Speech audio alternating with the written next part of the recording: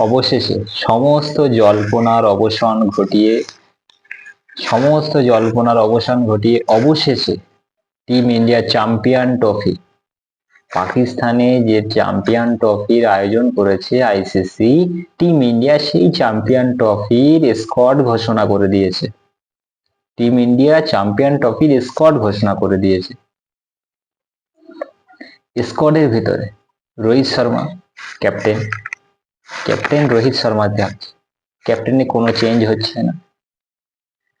টেস্টে এত বড় ফ্লপ হওয়ার পরেও রোহিত শর্মার ব্যাটিংয়ে এত বড় ফ্লপ হওয়ার পরেও ইন্ডিয়ান টিম ওয়ানডে কাপ্তান রোহিত শর্মাকে হটালো না।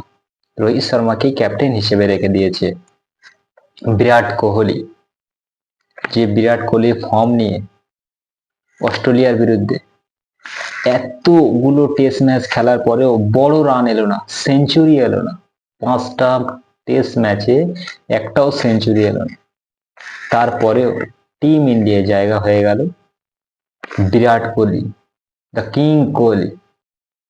ওয়ার্ল্ডের একটাই নাম, কিং কোহলি। শুভমান গিল টিমে জায়গা করে নিল। শ্রেয়াস আইয়ার ওয়ার্ল্ড কাপের পর থেকে তেমন ভাবে ইন্ডিয়ান টিমে দেখা যায়নি শ্রেয়াস আইয়ারকে।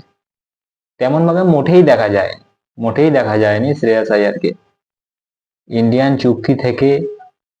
অ্যানুয়াল চুক্তি থেকে শ্রেয়াস আইয়ারের নামটাও ঘোষণা করা হয়নি।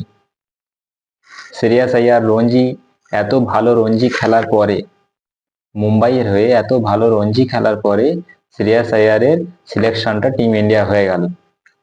KL Rahul, wicket keeper batsman KL Rahul. Shreyas Iyer আগে তো বলেই দিলাম।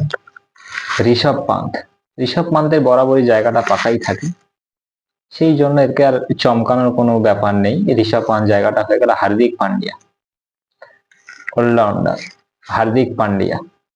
নীতিশ কুমার রেড্ডি ইন্ডিয়ান টিমে জায়গা হয়ে গেল। রবীন্দ্র জাদেজা বরাবরের মতনই থাকছে। আকসার প্যাটেল ব্যাটিং লাইন আপের দিকে একটু বেশি ফলো করা হয়েছে।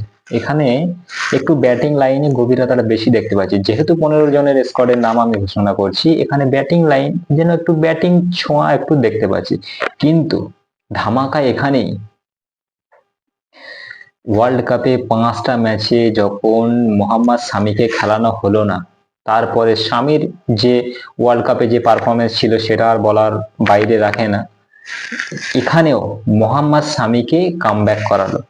মোহাম্মদ শামি এত বড় ইনজুরি থাকার পরেও টিম ইন্ডিয়া জায়গা হয়ে গেল। আকসার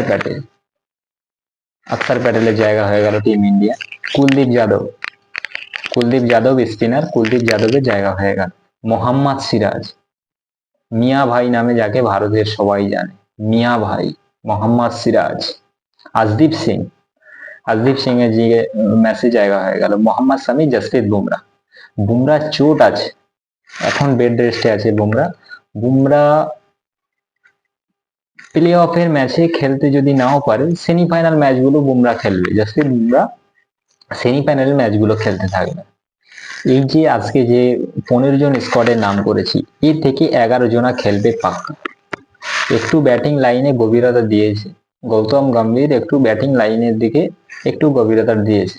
এখানে যদি ত্রিমুখী ফাস্ট বোলারের অ্যাটাক যদি করা যায়, শামি, বুমরা অ্যান্ড সিরাজ, 3 জনার যদি বোলিং অ্যাটাক হয়, বিপরীত টিম ছটকে যায়। যাকে বলা হয় বিপরীত টিমের কোনো পাত্তাই পাওয়া যাবে না চ্যাম্পিয়ন ট্রফিতে।